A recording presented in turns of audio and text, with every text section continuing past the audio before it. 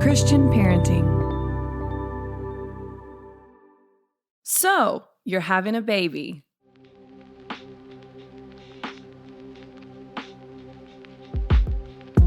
Today on So You're Having a Baby, you are in for an absolute treat. I, Rachel, am joined by two of my dearest friends who also happen to be incredible moms. These two women are ones I have and continue to walk closely with through motherhood, Jen Crider and Bethany Cranfield, and I just cannot wait to share this conversation with you, just the ladies, today, as they open up and they are vulnerable and they share places of their heart that really only a mother can understand. We hope that you guys enjoy it. Let's jump right in.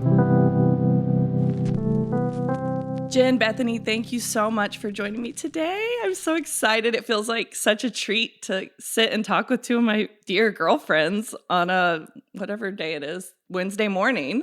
And there's no doubt in my mind that all three of us went through a chaotic morning of trying to get our kids out the door and to school because life is chaos with young children. So yeah, I'm excited. I want to just start off with each of you telling us a little bit about yourself and your families. Jen, why don't you go first? Yes, I'm so excited to get to be here and have this conversation this morning, especially on the heels of, chaos with kids and getting to work and our text thread of us all, saying, okay, we'll be right there.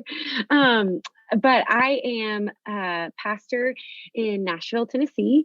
And my husband, Scott, is also a pastor here. And so our kids get double duty of being pastors' kids. And we have two kids, a 4-year-old boy, Aiden, and a 1-year-old girl, Eliza. And we work full time and do that fun juggle of full time working parenthood and ministry. I love it. What kind of ministry are you doing now, Jen? So I am in worship, and then I also help out in our communications department and still kind of navigating what being a pastor. I was ordained 2 years ago and navigating what that looks like in this context. Some preaching and teaching, leading worship, writing, kind of a mixture of it all, as church staff lends itself to. It sure does. I know all about that. Bethany, what about you? Yeah, so I'm also just thrilled to be here. Thank you so much, Rachel, for the invitation, and thrilled to get to talk to you, Jen, get to know you too. My family is 5 of us at this point, which is crazy. But my husband, Jordan, and I both live in Brooklyn, New York, and we have little babies that are our oldest, our son, David, is turning 4 in March. And then our daughter, Zara, is turning 3 in June. And then our little one, Indy, is 1. And then this year she'll turn 2. So it's so fun. They are a joy. And also, yes, getting out the door is a thing. So I feel like we should be getting better by now. But then when mornings like this happen, I'm like, no, we're still at like ground zero. But especially when a blizzard hits in New York City. Yeah, I didn't realize that would be so much of a thing, but today was the first day I could take the stroller to school, which they've been having to walk the whole way in the last few weeks because there was no room on the sidewalks for the stroller because of the snow. So it's funny stuff like that I don't even think about, until it happens. It's our first year here, so we're navigating all of that brand new. Right? Jen shaking her head. Wow. Yeah. You're amazing. Something. It's pretty fun to watch. You two should follow each other on social media because it's pretty fun to watch their morning walks to school. It's very eventful, no doubt, with a 3 and a 2-year-old. And their big snow boots and their big puffy coats because it's 10 degrees outside. Okay, well, that's really fun. Thank you guys for sharing. It feels fairly obvious to say, but becoming a mom radically changes your life. And it's such a major life transition that I think marks each and every one of us that becomes a mom. It's just wild, honestly. There's beautiful aspects to becoming a mom, but also really deeply challenging, difficult aspects as well. There's excitement around becoming pregnant. There is pregnancy loss that is really hard that all 3 of us have experienced, that it just shakes you, to your core. And I mean, I look back on those years, they're just so pivotal to defining who I am now even. And it's bizarre, just the ways that motherhood stretches you and refines you and pulls things out of your heart you didn't even know were there. So Jen, I would love if you would just share a little bit about what the transition into motherhood was like for you, because we have a lot of pregnant women listening or women who have just had a baby. What did you find just incredibly beautiful about it? What stands out to you as particularly hard or challenging? And would love to hear about how God showed up and met you in that season as you were becoming a mom for the first time. Yeah, my journey into motherhood was like 0% gracefully floating into motherhood with ease. It was pretty clunky and a process. And I'm really grateful that I had some women, especially my older sister who was a mom too, who kind of gave me a lot of permission to not have some sort of specific expectation that I had to necessarily love pregnancy or love the first year, or she just helped give me so much permission to let it be my own journey, which was helpful because truthfully, I was kind of surprised to get married a little bit. I kind of thought I might be single, and I didn't really think that I wanted to be a mom, but it was never anything that I grew up thinking I'm going to be a mom. And so we got pregnant pretty fast when we, after we were married for a year, we got pregnant really fast, and I was really freaked out by it. And to be honest, I was excited, but just freaked out and didn't know how I was going to navigate that. And, the Lord in grace always gives you more strength than you realize that you have when it becomes a reality. And we had our son in July of 2016. Yes. Listen, dates and days of the week and ages, they're all hard. Like it's all whatever. Now, Wesley and Aiden are very close in age. Yes, they are. And one of my closest friends here was having a baby right around the same time. I had a lot of friends, especially around the country, who were having friends at the time, which was so helpful to get to kind of process some of that. But I really struggled my first year of motherhood. Aiden was just refused to sleep and was a very spirited kid. I mean, his name means fire, and the Lord kind of named him like somebody had a prophetic word while I was pregnant about his name. That was like one of those very bizarre situations that almost never happens, but like we had so much peace about that. And his name means fire, and he like lives up to the fullness of that name. And he even like came out on the practice pushes, and the nurse had to catch him, and he's lived his life that way ever since. So he was a very spirited baby. Motherhood didn't come easily for me. I really struggled. I probably had some postpartum depression, but I just didn't know. I didn't even know what to do. Everything felt so different. And other friends of mine, their babies kind of were textbook babies who slept really easily. And we were doing all the same things. And I just struggled. And so it took me a while. That first year was really hard and really kind of dark. My husband and our work schedule too were so different. The first year was hard, and how we made it through was through community. Honestly, when Rachel had her baby and we got connected and just kind of texted every day, literally every single day, that was really helpful for me actually, because some of my other friends had really easier babies, and my second baby, it was like easy textbook baby. They're just, each child is so different, and each journey is so different, which there needs to just be more spaces. So I love podcasts like this to offer that. But it was helpful for me because I needed to be on the receiving end of a lot of help from other moms. It was actually really helpful to be on the other end with Rachel to offer some advice or offer just some solidarity and to say, this has been hard for me. It's so intense. And so having a mom community that can be on both sides of receiving that help and then giving that help was a huge thing for me. And then,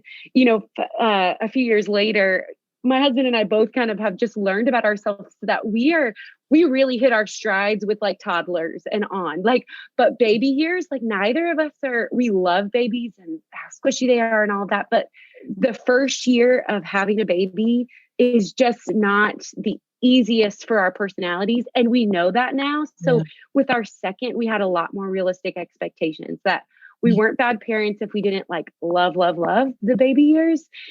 There's room for each of those experiences.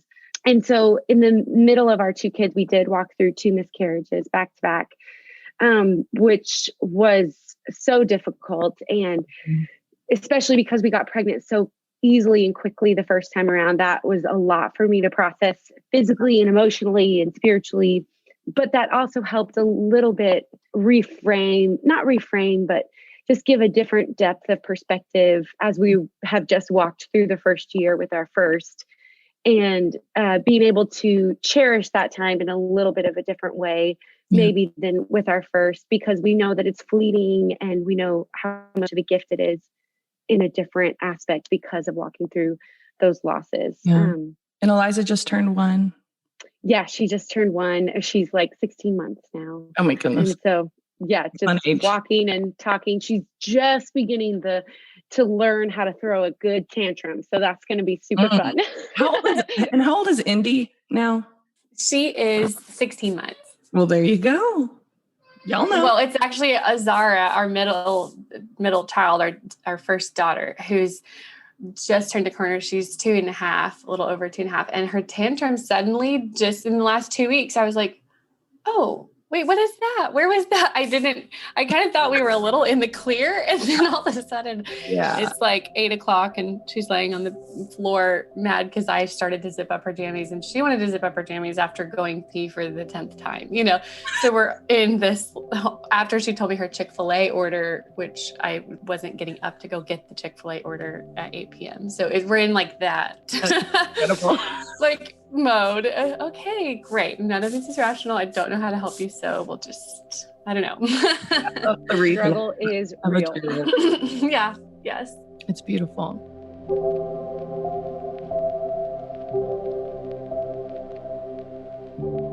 Well, Bethany, why don't you share with us a little bit about what the transition into motherhood was like for you?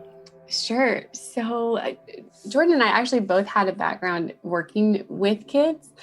He was a children's pastor for like 10 years, and I worked in foster care and adoption as a caseworker. So we both loved kids, and personally just had a vision for, big family. And that was kind of part of our conversation really early on in marriage is kids, and really in dating, I should say.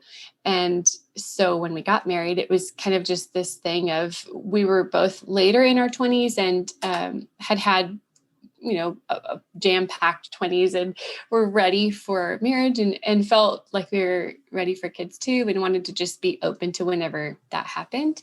So that happened quickly. We got pregnant actually in a couple months in, like 4 months in. And we were in Nashville. We met in Nashville, and we're married in Chattanooga and living there. And we're actually transitioning shortly after to Dallas. And right when we got to Dallas that week, I found out that I was pregnant. I was like, not feeling great. And so we were so through the moon excited and grateful. And some people were like, why would you want to get pregnant that early? And I don't know, felt like we wanted to be open to the Lord's timing on it. And it was maybe a little unconventional, but we were just thrilled. So actually, when I met Rachel was within those first few months, because we found out in March and April, May, June. And then we had our first appointment to meet the baby and do the ultrasound, and there was no heartbeat. So they do the sonogram, and I was just devastated. Like I can feel it right now, and we all obviously know that experience in different ways. And so walked through that process. And that was actually when I met you, Rachel. It was some friends set us up on a blind date, essentially. And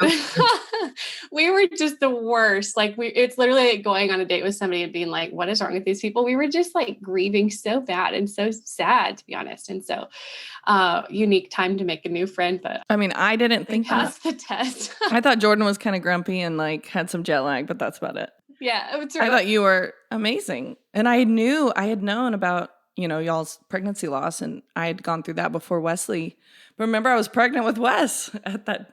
Yeah. Which is always like hard to be around pregnant people when you just had a miscarriage. I didn't feel that way. I felt comforted by someone who had been through a pregnancy loss before, because I was just like, felt like walking into a glass wall, like, wait, what just happened? Like it had never in my life, it hadn't even crossed my mind. I had dreamed of kids, and it just, it just did not even occur to me. So anyways, God's grace, we stayed open to becoming pregnant whenever the timing happened again. And it happened quickly in the next couple months. And so David was born in March 2017.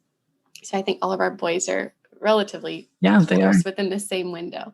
And you know what's interesting? I had seen so many extreme situations as a foster care caseworker that when I encountered my own experiences at the same juncture that I had previously been in those moments, but with foster families navigating through those, and why they let a 22-year-old caseworker tell a parent what to do to help a child who's been through hard places, I have no idea. So I felt like I, probably knew more than I did, which turns out I didn't know anything. And so it was interesting though, because it felt like, oh, well, this is going okay. This is well, so some of the typical bumps that maybe others of my friends' experience didn't feel as much like bumps. I think my bumps looked different. Like we were in full-time ministry. My husband was on staff full-time while I was working a corporate job essentially, but then also serving at the church. So I think our bumps came through navigating those types of things. And, that first summer he was running summer camps. And so I was, raising my son alone a lot of the time. And so I think I had to learn to really reach out for help and build a village and be okay with having a need and expressing it, because I'm such a just independent. I can make it happen. I can do this. I can figure it out. But yeah, once I found who the Lord put in my life in that season to be there for me, it was like every day, okay, what do I do? My name is so what, like nipple pads, what, you know what I mean? Like all and pumping, like all of this stuff. And then we were blessed with a friend who I went back to work actually, like, I think at 8 weeks with each of my kids, maybe 6 to 8 weeks within there.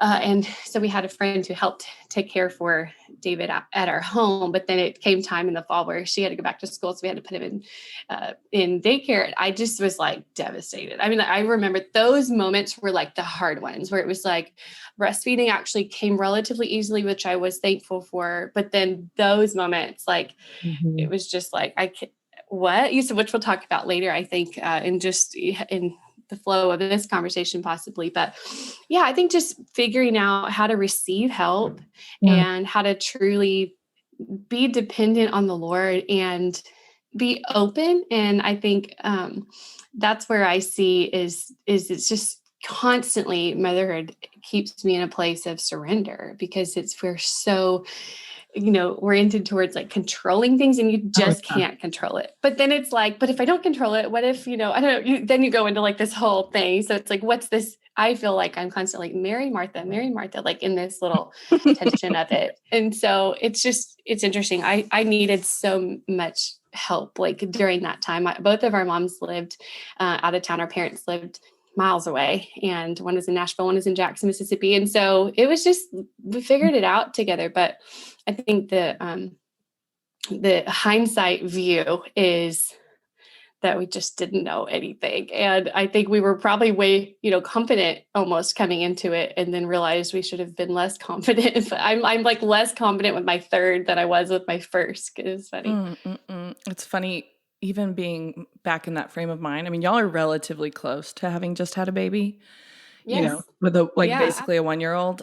For me, even thinking back to Wells 2 years ago and then trying to like somehow go back to 4 years ago, which feels like 18 years ago with Wes, it's like, wow, to think back on just like my mental health in that season, to think back on what was going on in my body. Oh God, it's crazy to think about. I mean, Jen knows because we were texting every day, and I've alluded to it some on the podcast in the past, but I had horrible complications after having Wes, to where I was basically bedridden because I couldn't barely walk, And I remember it kills me now thinking back on that season that I did not get any kind of help from a therapist. I remember telling doctors, if somebody doesn't help me figure out what's going on with my body, I'm going to go crazy. And they just go, well, do you want me to prescribe you medication? That was like the natural response was like, and I probably could have used some meds at that point. But it's like, oh, it just kills me that I didn't have a therapist to even walk through the postpartum hormone changes I was trying to balance out with like my really difficult circumstances. And I just grieve thinking back on that season. But I also look at it with such I don't know, like it was just so beautiful because I think about Wes and I think, gosh, he was one of those textbook perfect babies. And he was we sleep trained him really rigorously because like Bethany, you're saying, I was a total control freak in that season. And I think I was trying to control the only thing that I could when everything going on in my body was just a hot mess. And so I was like really intense about the nursing schedule, really intense about my milk supply, and really intense about sleep training. But I look back on those times with him and I just think he was like such a dream come true to me after experiencing pregnancy loss and just the beauty of it. So it really is, when I look back, it's such a bittersweet like season because I can't look at the beauty without the almost like traumatic level of suffering I went through with recovering from childbirth. But then thinking about those snuggles with Wes and nursing him and all of those things like really does outweigh the really hard and the really bad. It's honestly a remarkable thing, and I remember walking through pregnancy, I literally thought the entire time I was going to lose Wes. Like I was sure of it. After a miscarriage, I mean, just the fear for anyone that's listening, if you have experienced a miscarriage and you're pregnant again, and the fear is just crippling. I can't tell you how many mom friends I've talked to about it. I would really recommend therapy. I really would recommend reaching out to somebody because I remember laying in bed in the morning and the fear literally feeling like it was plaguing me. Like I was so sure I was going to lose this baby. And it's just funny, like the way that motherhood really does affect your mental health and like how important it is to just get help. And it's not weird and it's not bad. And you don't have to be an addict or be a psychopath or something, like to have a therapist or to be on medication if you need it. And I don't know. That's honestly like my main journey with it is like, wow, I just wish I would have got the medical almost like help that I needed, because my family showed up and they went all out and they were wonderful with watching the baby and that kind of thing. But I think there was just another element too that was like, I just needed some help processing the transition too.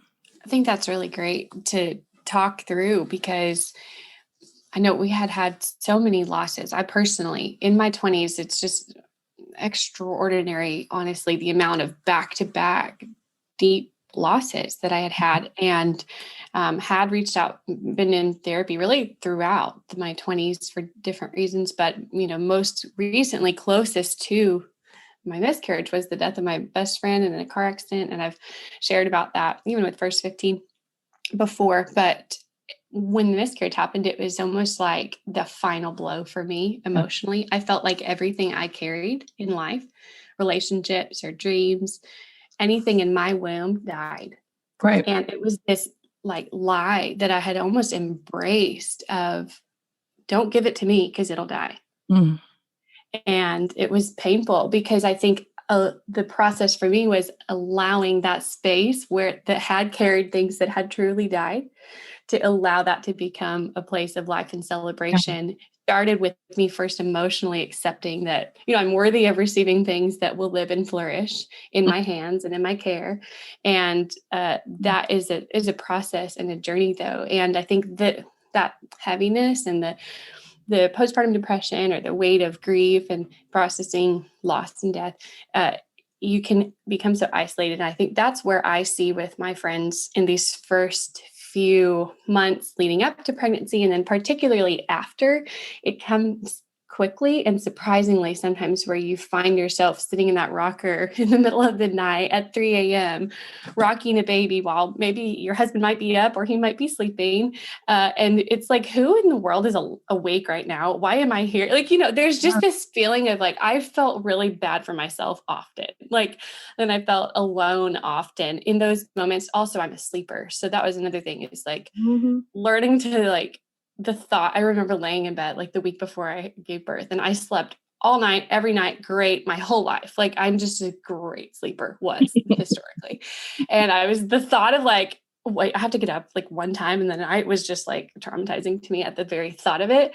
But I just remember those nights were hard and I felt like, isolated and alone. And so that's where reaching out to the Lord, reaching out to friends, just making sure that you are not putting yourself in a place that's alone, but reaching out in those moments and being aware of that flood of dark emotions that can come and that does come. And I think even if it's the best pregnancy, I had great pregnancies. Thank you, Jesus. And I had honestly some ideal, like I told you, experiences with things that often aren't ideal, but it was really, I think, the emotional battles that I faced. And, being in the pumping closet at work, this is a storage closet that I turned into a pumping closet and took over for like 4 years, but just being in there and like being late for a meeting and wondering if I could make it over to the school in time to give her milk. And like, there's nobody else in my office that was pumping or that was in that mode at all. You kind of just feel like you're in this in your head, like battling all of these random things when everybody else is just chilling, so that's a good point, Rachel, for you to just, I think, validate in people that need to reach out, and whether you can, find an affordable therapy or not. I think just making sure you're finding safe people that are the equivalent for you of therapy and being heard and just expressing. Yeah. The loneliness is so real in so many different facets. I think every journey into motherhood is different, and finding community and also finding people who might be similar. Like I needed to ask lots of different friends, especially with my son, who was a little more difficult to try. And I finally got connected with a mom who had kind of a spirited kid who could help me so that I wasn't comparing necessarily to my friend's kid, because everybody's different, was helpful. But you have to really be willing to put yourself in that vulnerable position. Even with our second miscarriage, it was a missed miscarriage where we found out on an ultrasound a week before we had seen a heartbeat. The next week it wasn't there. And I had to figure out what to do. And I knew friends who had miscarriages, but I didn't know people who had to make the decision of what to do. So and I think because it was our second miscarriage, maybe it made me feel a little bit more open to being vulnerable. And so I texted any mom friends I knew and I said, do you know anybody who's had this experience? Can I connect with them? Like I was that bold and intense of like, I need another mom. And I got connected with somebody I've still never met to this day who had experienced that and helped me walk through that process and pray with me, and then helped me walk through a subsequent pregnancy that ended up being healthy, but who could help me walk through those fears and all of that. And just, I still haven't met her, and she's like a saint to me because, we got connected through mom friends. So I think the understanding that I think most women feel very alone, and that becomes a lie too, that we are alone. And we can also, one thing that was really hard for me, my personality is an internal processor anyways, and an introvert. And so I would have to remind myself, my husband can't read my mind, and I can't expect him to understand what's going on in my body and in my mind. And I would struggle with having to literally tell my husband what I'm feeling, even though it's so hard to put words into, because even in your marriage, you can sometimes feel more alone than you need to be, though your experience, like my husband is amazing and is the most helpful husband and dad I've ever seen. I truly cannot say enough about how helpful he is and how in tune he is. And still he doesn't quite get it, which is why you need mom friends. But you also can't try and become a martyr and do it all yourself and not allow him to bring what he can bring, which is a little bit of a different layer of mental stability, which I envy sometimes when, he doesn't have to deal with the hormones and all of those things, but there's a gift in that too. And so, leaning on that partner is important as well.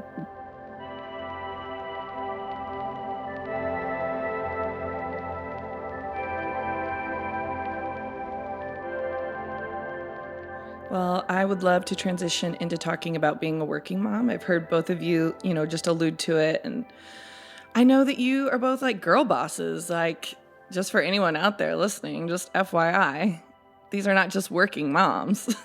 That's very generous. Very generous, whatever that means. Right?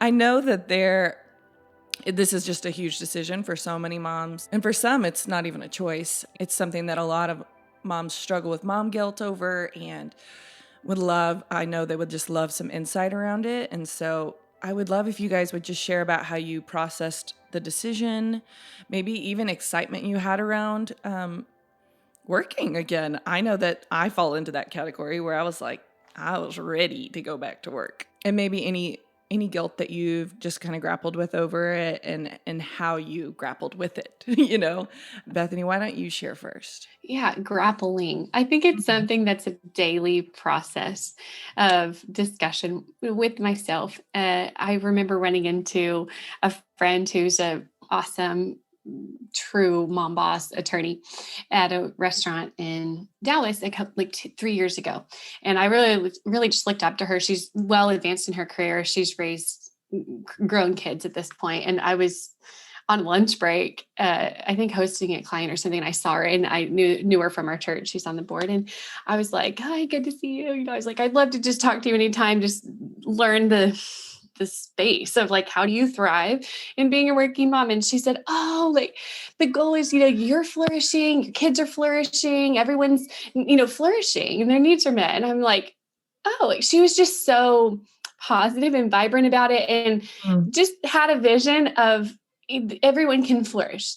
Yeah. And you can also still be a working mom if that's the path. Like, cause I felt like in, honestly too, even in the cultures I was in, people almost felt bad for my kids. Like they're like, oh, oh yeah, well, they're in daycare or whatever. And like, they went to Montessori schools. It was like these awesome schools and the staff was amazing. And I was like, honestly, they're doing more for my kids than I feel like if I was even at home, then I would be able to do for them. Like I had to just, kind of a developing positive view about how to, what this lady said, how to all flourish. Like we can all thrive. It doesn't have to be the scenario. But then honestly, sometimes people that I would come in contact with almost like put shame on me. Yeah. Yes. And I was just confused by it. I was like, oh, because my husband was, working full time as a pastor. And there weren't any other pastors' wives, I think, on the staff that worked full time. And so we already had a different scenario. I would serve and lead worship and then, Monday morning be back to work. But I think that was an interesting part of my processing being a working mom. I actually never envisioned myself necessarily being a working mom, although my mom always worked. She was a songwriter and also taught in college, and they were the head of a music department. And it was something she had me, at the babysitter at 6:30 so she could teach a music theory class at 7:15. And so she was running back and forth, breastfed us for 2.5 years. Like she was like, what? And so I guess I did have that perspective, but I had personally only ever envisioned myself getting married and staying home and being a stay-at-home mom. And so when it came time to me to make those decisions, it was a new threshold of, oh, okay, so what, like, where do they, I don't know, like just figuring out all the scenarios. Do I go the nanny route? Do I go the daycare route? And then, is it worth it for me to work because of the cost of childcare? Those discussions, it's a daily discussion. And that's why I said processing, because it's a constant thing. I mean, we have 3 kids in New York City. Childcare is ridiculous and we both work full time. So there's a discussion every day about, whether it needs to be discussed every day. I think in my head it is, because it's like you're constantly weighing. But I think just resigning to seasons and embracing the fact that I really have settled on it. I enjoy that my daughters and my son, will learn from watching my process, that it's not like I've arrived on anything, but I think that there are so pros and cons, and that you just can't compare. And I like Rachel and I were literally on Marco Polo, and I just said, friend, this season that you're in, like, be where you are. And I say that to myself of you are where you're supposed to be, and that looks different. And the Lord always provides what you need for that time. So it might look like the caregivers at their school who I actually happen to have gotten people who have prayed over my kids and sung over them in like a secular, Montessori school. And they happen to find the person that is connected to the Lord in the way that I relate to, and have, texted me all day, like, and said, we just, prayed over your daughter and like, she's thriving. And so I'm down the street, I'm not with her, but like, I know that she's cared for and that, she's thriving. So I think that's where I've seen in my head, it was such a bleak thing at the thought of having to like, of course, my brand new baby, like hand them over to this institution is how it felt. You know what I mean? But the Lord has, literally always provided just the whole picture and the needs on every level that I've actually relied on, a system of support and the village truly that I don't think I could have envisioned at the beginning of this process, and how much I need it for me to thrive also. And I realized last comment would be that one of the pros that I have found is that when I am in full-time mom mode, after I've been away working for a bit, I'm like so in, you know what I mean? I'm all in. And that's been something that I have needed as a human to thrive, what my little recipe is to be at my best temperature, because I don't feel like I'm a thriving person when I'm home 100% of the time, with my kids, that maybe some of my other friends are like, that is their best scenario and their best temperature. So I think it's just embracing different scenarios that may work where you actually all can thrive, and just the navigation of that. And I think it's important to know as a woman too, that your gifts are flourishing wherever that is. Yeah, totally agree. Jen, what about you? What has that decision been like for you guys? Yeah, I love everything you said, Bethany, especially of how often people would well-meaning, but end up putting like shame, like, oh, your poor kids. And I've had that similar idea of like, actually, they're doing great. Like they love it and I love it and we're doing fine.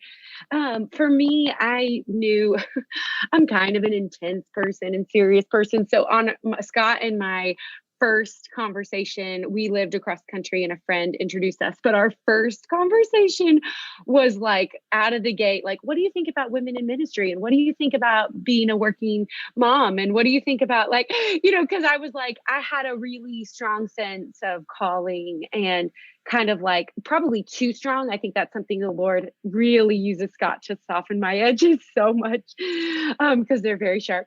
So I kind of knew even before we got married and before we dated that if we did have kids, that I felt really called to work. And when we ended up getting pregnant and having our first son, I needed to work at the time. We were both working full time, but Scott was still in the process of finishing school and figuring out what his vocation would really look like. And so I really needed to, but I also wanted to. And although, spoiler alert, if anybody is pregnant right now and you think you need daycare, get on daycare list the second that you get pregnant, because we made the mistake of waiting till we were like 4 months pregnant to look, which some wait lists are 13 months long, because that makes no sense, but it is. So spoiler alert, if you do think you need daycare, start early rather than later. And so my mom was a working mom, and I grew up with grandparents super involved in our life. And we actually had a nanny because my mom worked and traveled a lot. And so did my dad. And so our nanny really helped raise us. So I grew up with this kind of understanding of the gift of communal raising, I guess. Like I didn't ever have a traditional picture to pull from. My husband did. And so that was an interesting thing for us to come to the table with different perspectives, though he was super supportive of, being a working mom. And so I love daycare, and I feel like there's sometimes shame around that, but like I try to say it loud because like you said, Bethany, I've noticed for me that a gift is that when I'm with my kids, like they get all of me. They get all of me and excitement and fullness. Now, this year, pandemic and working from home has looked different. And, having to work at all hours of the day to try and get work in when we were locked in at home was a different story. But in a normal setting with daycare, I love it. I love the idea that they're getting so many different experiences with teachers who are much more skilled at things than I am, and that I get to just enjoy them. And I don't have to worry about some of the things of teaching them, because I just get to be on the floor playing and wrestling. And, I love it. I really do. And I think that there's benefit to it. There's challenges of, figuring out different teachers' personalities and all of that. There's a lot of challenges in there, but there's also advantages that I think sometimes we don't talk about, especially in when I had my son. One of the best advice that I got was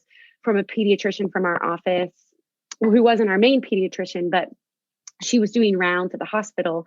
And she came in and she just said, hey, just a couple words of wisdom. Just remember that people have like fourth and fifth children who can't be picked up immediately, and they do just fine. So with your first, don't feel like you can or will meet every need, because you won't. And then she also said, remember that this isolated form of parenting where there's one household of one, two generations, I guess, parenting kids, and where it's a lot of individualism, that's a new thing in humanity. And really, we weren't created for that as much. So remember that you need people and you need community, and your kids actually need community and other people beyond just you. Yeah. And that was such amazing wisdom to hear, like seriously, hours into motherhood. That was really helpful. But I don't remember who told me this. I think I saw it on some sort of podcast or something, heard it on a podcast, but somebody was talking about, I think it was a working mom who was asked, how do you keep all the balls, like, how do you keep everything, juggled and nothing falling from the ground? And they said, honey, like, things drop all the time. You can't keep everything in the air. But the key is knowing the difference between what's a plastic ball that, though it could fall, might get a little dent, but it's not going to shatter. And what are the glass balls? And if everybody has to manage this, but especially working parents. Also, side note, don't you love that dads don't get called working dads, but we're working moms. But it's a topic worth discussion. Yes. That I'm sure all of us would love to discuss. Yes. But the key is to knowing in each moment, because it shifts, which one are the glass balls that can't be dropped, and not expecting that they'll all keep spinning. So sometimes that is work where something from home, it's going to be a really like beige meal of chicken nuggets and mac and cheese, and everybody's going to be fine.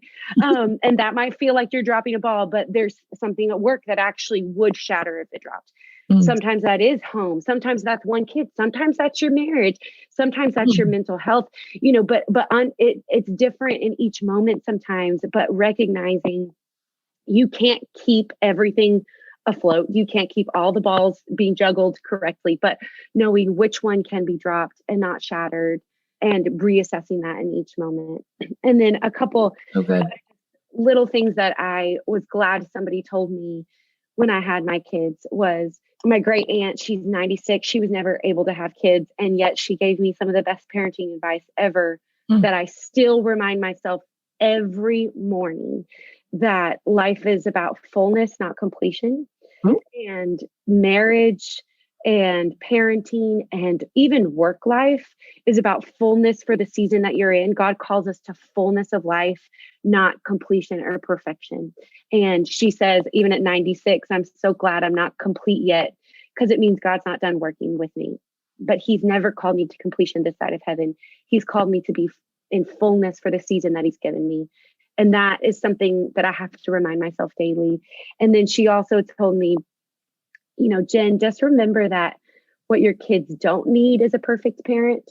Like, that's actually very unhelpful for them and for you. What they do need is somebody to model for them how to fail and fall and get back up again and say, I'm sorry, and have a true human experience that is filled with highs and lows and everything in between. But a perfect parent, though you could never be that, actually doesn't help them develop into the fullness of who God's calling them to be anyways. So don't strive for perfection, but strive to be a model in all of the facets of life that we're given. And that's been a guiding thing in balancing. So when times where I do have to work and I have to kind of teach them, I love you guys, even though I'm not with you, and I'm so excited to come back, but teaching them modeling responsibility or modeling saying I'm sorry to them, even when they're really young, or, trying to model for them fullness, which looks different in different times. That I try to continually remind myself to be the aim rather than perfection or completion.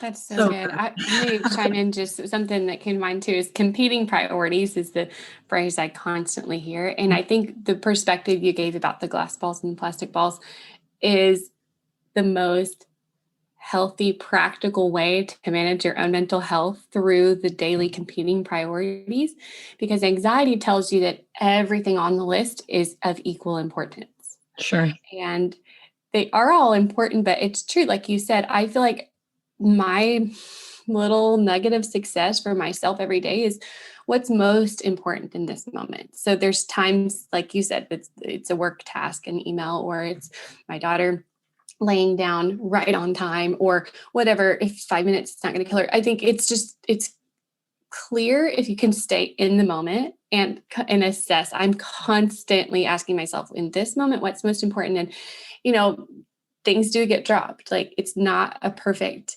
situation. But truly, if you can embrace that, there is so much freedom and joy to be found in the juggle. And it's not about just being busy, but anything we do. Like I tell myself, I used to have this lie that if I was just, I'd be at my office and be feeling bad for myself in a moment and be like, if I was just home, all day, I think that my house would be in order. And I think that, I would be working out and doing all these things. And it's just funny because any scenario you're in, you're really dealing with your plate's going to fill up quickly, right? So it's just every scenario is really truly assessing, what is most important in this moment and how can we all flourish? What do we all need to flourish? And what do I need to set down so that this thing can move? That in itself can be draining, but if you can embrace the freedom that it does create, it can help you work on the things that are most important and release the things that are not for that moment.